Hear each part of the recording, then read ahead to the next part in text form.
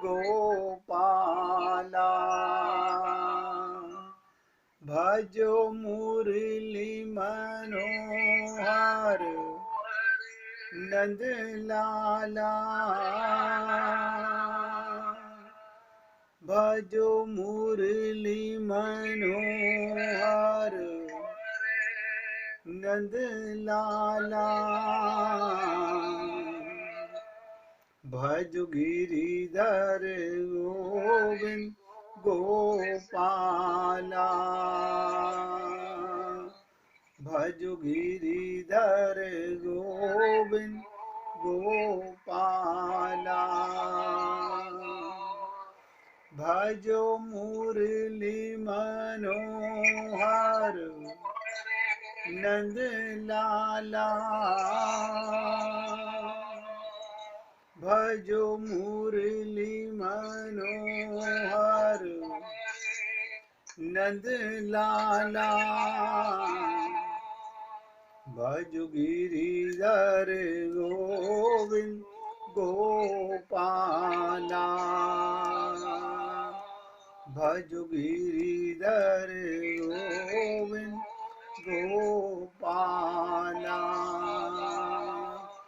भजो मुरली मनोहर नंद लाला। भजो मुरली मनोहर नंद लाला।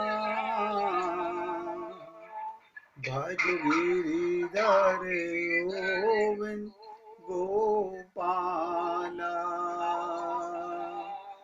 भज गिरिधर गोविंद गोपाला।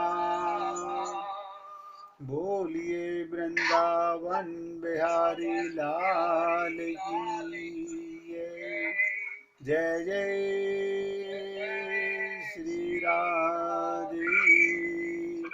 जय जय श्री राधे। सभी भक्तों से निवेदन, बहुत एकाग्रचित होकर सत्संग के प्रत्येक शब्द को हृदयंगम करने का भरसक प्रयत्न कीजिए। देखिए, किसी भक्त ने पूछा कि मेरा मन दृढ़ नहीं हो पा रहा है। प्रश्न है, कोई भी कर सकता है, मेरे मन में दृढ़ता क्यों नहीं आ पा रही? आप मुझे बताइएगा, क्या आपके मुख में कोई व्यक्ति अगर कूड़ा डालना चाहे तो आप डलवा लेते हो क्या? आप कहोगे नहीं, हम नहीं डलवाएंगे। क्या करोगे? दृढ़ता से मुख को बंद करके रखोगे। अब जब तक हमको पता नहीं था कि कूड़ा क्या है, सुख क्या है, दुख क्या है, अपना क्या है, पराया क्या है, जब तक नहीं ज्ञान था। तो देखिए, छोटा सा बालक है, उसके मुख में कुछ भी डाल दीजिए, छोटे से बालक के मुख में कुछ भी डाल दीजिए, उसे ज्ञान नहीं है। ऐसे आप और हम लोग, जब तक हमको आत्म ज्ञान नहीं होता, हम भी भोले बालक ही हैं। आपको लगता है कि मेरी उम्र बड़ी हो गई है, वो उम्र आपकी बड़ी नहीं हुई है। बहुत ध्यान से सुनिएगा, ये आपके शरीर की उम्र बड़ी हुई है। आपकी उम्र कब से बढ़ती है? जिस दिन आपको आत्मज्ञान हो जाए।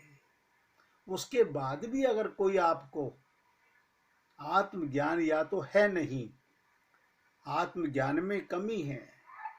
अगर आत्मज्ञान है तो फिर कोई आपको दुखी कर नहीं सकता।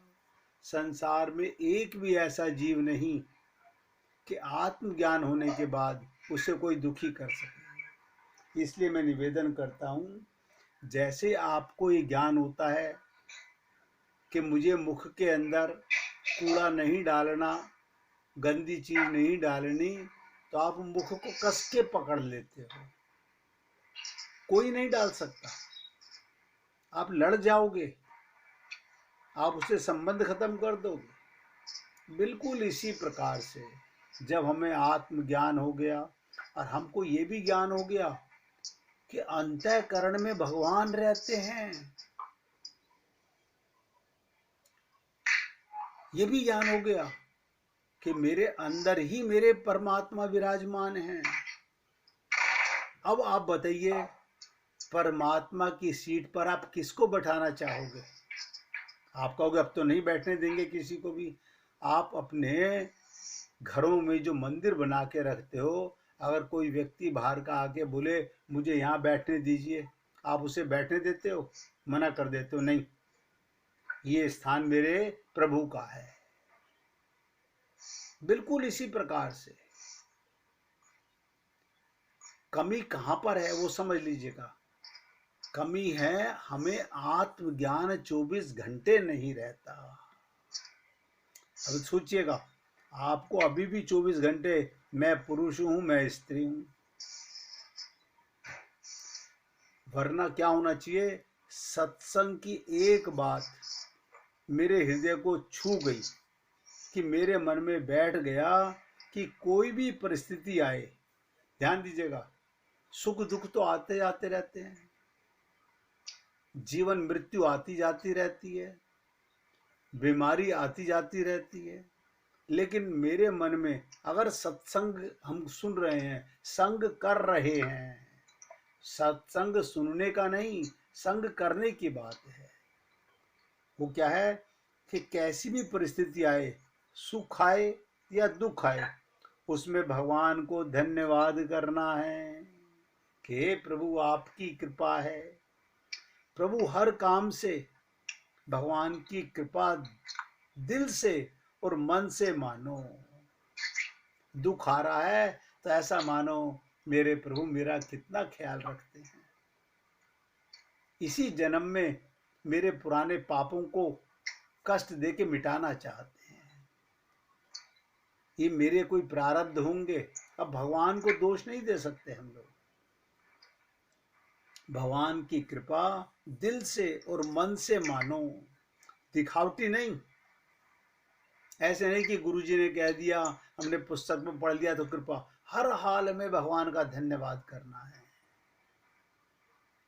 भगवान को हृदय का, मन का और आंतरिक भाव को जानते हैं। ध्यान से सुन लो, भगवान आपके मन को भी जानते हैं, आपके हृदय को भी जानते हैं, आपके हृदय में उठने वाले भाव को भी जानते हैं। अब अगर आपने भगवान को झूठा बोला, आपने कहा कि मेरे तो गिरधर गोपाल दूसरो ना कोई, भगवान को क्यों अच्छा नहीं लग रहा हमारा? क्योंकि हम मुख से बोल रहे हैं, अंदर से, हृदय से नहीं बोल रहे। हमने हृदय में संसार भर रखा है, यानी भगवान ने कहा माम एकम, केवल मेरे से, हम सब में। अब आप सोचिएगा, संसार में हम झूठ बोल सकते हैं, संसार वालों को हमारी झूठ का पता नहीं चलता, क्या भगवान से भी आप झूठ बोल सकते हो? सोच सकते हो कि भगवान को भी पता नहीं चलेगा? इसलिए सुख भी आया तो मजबूती देता है और दुख भी आया तो भी मजबूती देता है। आप संसार में बाहर वाले लोगों से कैसे व्यवहार करते हो, सही मायने में सब परमात्मा की कृपा से होता है। अब आप लोगों को एक्टिंग करना आ गया है। आप कहेंगे नहीं आता, मैं बता देता हूँ। आप जिसको लाइक नहीं करते वो आपके घर में आता है, आप उससे एक्टिंग ही तो करते हो, व्यवहार करते हो। लेकिन भगवान श्री कृष्ण ने 16,108 पत्नियों के साथ एक्टिंग की, सारे संसार के साथ एक्टिंग की, यशोदा मैया के साथ एक्टिंग की, नंद बाबा के साथ एक्टिंग की। प्रभु राम ने भी ऐसा ही किया। वो क्या करने आए थे? एक्टिंग करने के, हमें सिखाने के लिए कि व्यवहार करो संसार में। लेकिन आप और हम लोग, ये मेरा परिवार है, ये मेरा परिवार नहीं है, यानी हमने संसार को अपने हृदय में भर लिया है। इसलिए मैं आप सबसे निवेदन करता हूँ, आप बार बार सोचो मैंने किया, मैं नहीं रहता तो उसका क्या क्या हो जाता है, सब परमात्मा करते हैं। ऐसा भाव सदा अपने मन में रखिए। अब मुझे बताइए कि क्या कष्ट है। दृढ़ता तो हमें आत्मज्ञान होते ही आ जानी चाहिए। जैसे आपको ज्ञान हो गया, जैसे आपको ये मैं की समझ आई शरीर की, मैं लड़का हूँ, मैं लड़की हूँ, मम्मी का नाम, पापा का नाम, ये मेरे मम्मी, ये मेरे पापा, आप सबको ज्ञान हो गया। कोई भी पूछता था आपके पापा कौन, आप छूटते अपने पापा का नाम लेते थे। वो ठीक है, वो शरीर के पापा हैं। ऐसा नहीं मैं बोल रहा हूँ कि वो पापा नहीं है, वो मम्मी नहीं है, लेकिन वो किसके मम्मी पापा हैं? शरीर के। और मैं कौन हूँ? मैं आत्मा हूँ। मेरा पिता कौन है? मेरी माता कौन है? ये मंदिरों में जाके झूठ बोलना कि त्वमेव माताश्च पिता त्वमेव, भगवान सुनते भी नहीं है, भगवान को आवाज जाती भी नहीं है। जिस दिन आप आत्मज्ञान के साथ भगवान को अपना बोलोगे, तब भगवान को सुनाई देता है।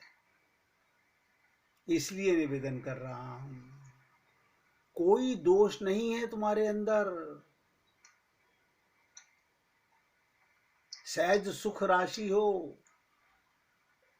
कोई गंदगी नहीं है, क्योंकि आत्मा में कोई चीज आत्मा को छू ही नहीं सकती। जो भी बुराइयां हैं वो आपके मन के अंदर हैं। ये रिश्ते नाते मन के अंदर हैं, आत्मा में नहीं है, अज्ञानता के अंदर है।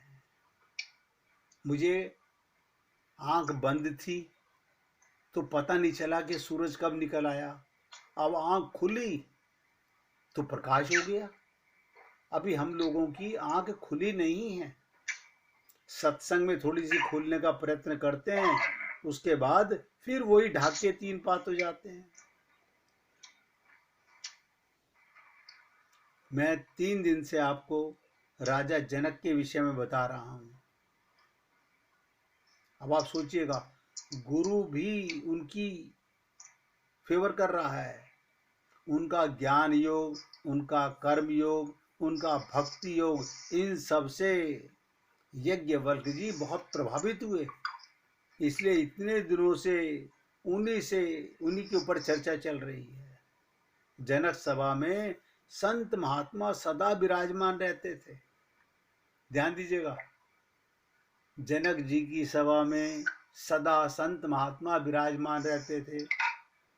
आपकी हमारे ये सभा क्या है? आपका हृदय, क्योंकि उनका हृदय सदा भगवान के प्रेमियों से भरा होता था, और हमारा हृदय सदा संसार के रिश्तेदारों से भरा होता है।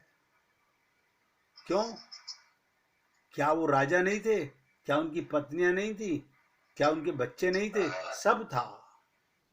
वो उनसे व्यवहार करते थे, वो अपने को आत्मा मानते थे, जो कि आप और हम लोग अभी सुनते हैं, परिपक्व नहीं हैं।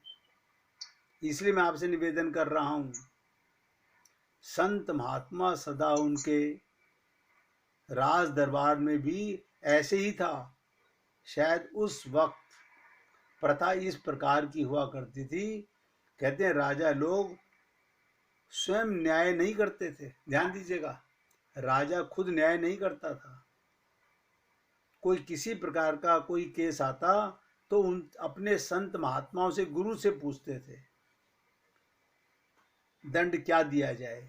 राजा सिर्फ सुनाते थे, निर्णय संत महात्मा किया करते थे। अब आप और हम लोग कैसे करें? आप भी कोई डिसीजन लेने से पहले, अब आप कहेंगे क्या हम हर बार अपने संत महात्माओं गुरु से पूछें? ना ना, पूछने की जरूरत नहीं है। सिर्फ ध्यान कीजिए कि मेरे गुरु ने मुझे क्या ज्ञान कराया है, क्या ये वाक्य मेरी गुरु की दृष्टि से सही है। बस तुरंत आपके पास जवाब आएगा। आप भगवान से बात कीजिए, भगवान का भी जवाब आपके पास आएगा, लेकिन करोगे तो आएगा। इसीलिए मैंने कहा, जनक की सभा में बहुत संत महात्मा बैठे हुए थे, ऋषि मुनि बैठे हुए थे। ध्यान दीजिएगा, उसी समय अष्टावक्र जी महाराज पधारे। ये अष्टावक्र का क्या मतलब? 8 अंगों से टेढ़े। अष्टावक्र नाम ही उनका 8 अंग से टेढ़े थे। रंग भी काला कलूटा था। पांव घसीटते घसीटते राज्यसभा में पधारे। बहुत ध्यान से सुनिएगा सब लोग। अष्टावक्र जी महाराज ने जो उनको कहा सो कहा, वास्तव में हम सब भी वो समझ नहीं पा रहे। जैसे ही अष्टावक्र जी जनक जी की सभा में गए, वहां पर बैठे हुए मंत्री राजा केवल गुरु संत महात्माओं को छोड़कर सब हंसने लगे। राजा जनक नहीं हंसे, जितने अतिथि थे सब हंसने लगे। लेकिन राजा जनक हृदय से नमस्कार कर रहे थे और सबकी मूर्खता देख रहे थे। राजा जनक ने क्या कहा? राजा जनक ने कहा कि गुरुदेव कुछ बोलिए। अष्टावक्र जी से कहा। अष्टावक्र जी ने जो शब्द कहा वो आप और हम सब लोग गहराई से सुनिएगा। उन्होंने कहा कि राजन, तेरी सभा में सब चमार हैं। अब आप सोचिएगा, संत महात्माओं को बुरा नहीं लगा। वो जो राजा हंस रहे थे, जो रिश्तेदार हंस रहे थे, उन सबको बुरा लगा। हमें चमार कहा जा रहा है। सब बुरा मानने लगे। तो जनक जी ने खड़े होकर हाथ जोड़ के निवेदन किया कि प्रभु आप आसन ग्रहण कीजिए और इस प्रश्न का जवाब आप ही सबको दीजिए कि आपने इन सबको चमार क्यों कहा। इन सबको चमार क्यों कहा? आप सोचिएगा, उन संत महात्माओं को नहीं, अष्टावक्र ने आज हम सबको चमार कहा। यानी आप और हम लोग इतना सत्संग सुनने के बाद भी हम अभी भी अपने को ये चमड़ा देही मानते हैं। अब आप अपनी स्थिति को देख लीजिए। हम सब लोग झांक कर देखें कि हम क्या हैं। ये उसमें की कहानी बार बार क्यों रिपीट की जाती है? ताकि हमको अपनी त्रुटि का एहसास हो, अपनी अज्ञानता का एहसास हो। हमारी दृष्टि देह तक ही सीमित है। इसी को देह भाव कहा जाता है। ये ममता मोह आसक्ति शरीर के कारण है। ममता मोह आसक्ति गलत नहीं है। ध्यान से सुनो, ममता कहां पर है, मोह कहां पर है, आसक्ति कहां पर है? देह के संबंध में है। अगर आत्मा का संबंध माना होता, परमात्मा का संबंध माना होता तो गलत नहीं थी। घातक है, सबसे निवेदन कर रहा हूं, निरर्थक है, किसी काम की नहीं। लेकिन परमार्थ में काम नहीं आती ये बातें। परमार्थ में बहुत बड़ी वादा है, देह बुद्धि। सब नोट करें।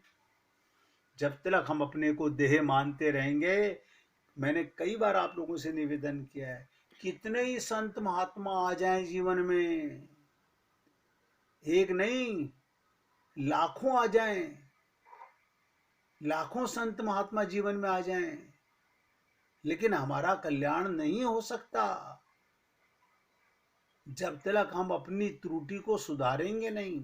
देखिए कमाल है, आत्मा होते हुए, अजन्मा होते हुए, अमर होते हुए, परमात्मा की संतान होते हुए हम कैसे मूर्ख हैं कि अपनी बुद्धि को सुधारने का प्रयत्न ही नहीं करते।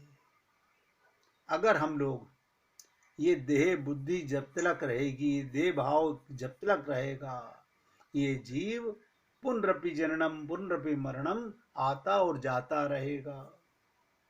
अगर आप और हम लोग अपना कल्याण करना चाहते हैं, सबसे पहली साधना अपने को जो हो वो मानो, जो हो वो मानो। अगर अध्यात्म में उन्नति चाहते हो, इसी देह में भगवान को पाना चाहते हो, ये मौका गंवाना नहीं चाहते, तो उसका ये देह भाव खत्म होना चाहिए। आप सोचिएगा, हमारा देह भाव क्यों नहीं खत्म होता?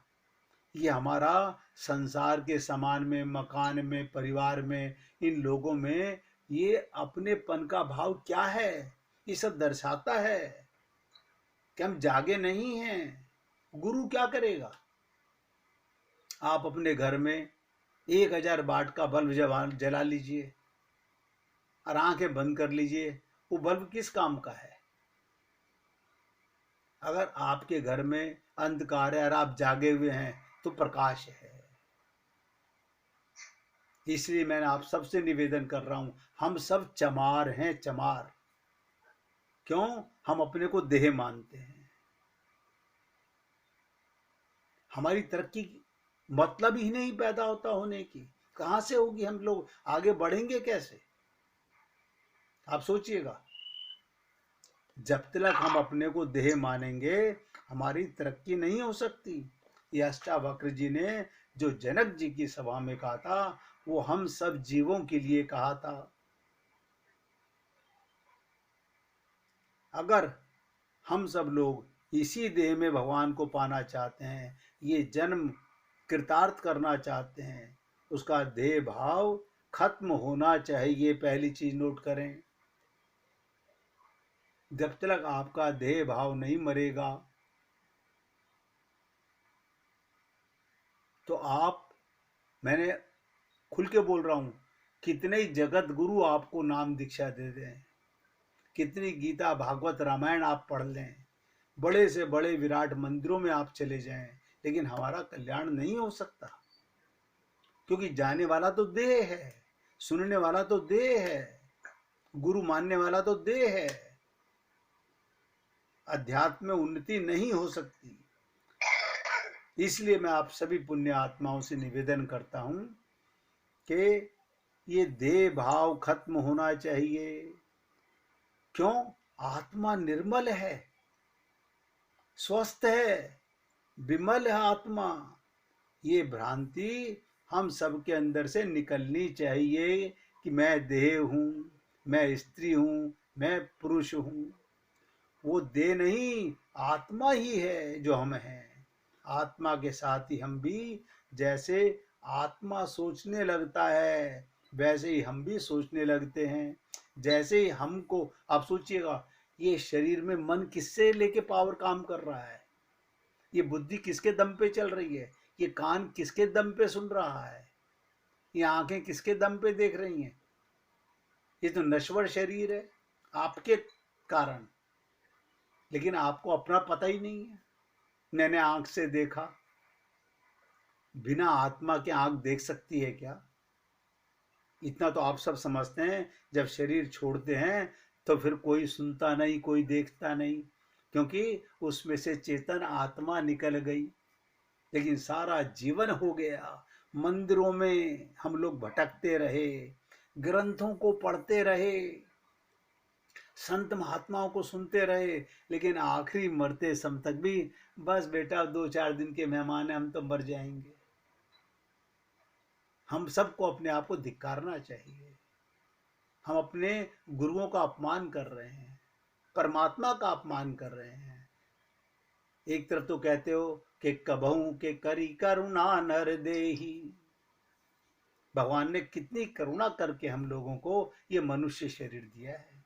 और नर तनु गुरु संग गोविंद राधे, परमात्मा की कृपा से हम लोगों को ये नर देह भी मिला, मनुष्य शरीर मिला, और संत महात्माओं का संग मिला। लेकिन संग हमने किया नहीं, ध्यान दीजिएगा, संग हमने किया नहीं। केवल सुनना संग नहीं होता, संग होता है मानना।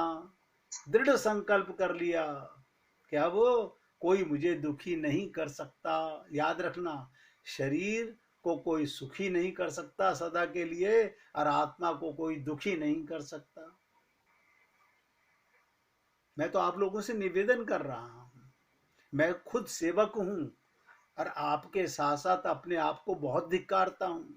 जरा सा भी मन के अंदर कहीं राग द्वेष आता है तो आपको तो कहता हूं, मैं अपने आप को बहुत धिक्कारता कि धिक्कार है मेरे को, मेरे नारायण, मेरे गुरुदेव, मेरे संत महात्माओं की कृपा से मैं क्या खाक सेवा करूंगा आपकी, जब खुद ही मुझे आत्मज्ञान नहीं हुआ। इसलिए हे पुण्य आत्माओं, आप सबसे निवेदन करता हूं, अपनी पहली भूल, मैं देह नहीं मैं आत्मा हूं।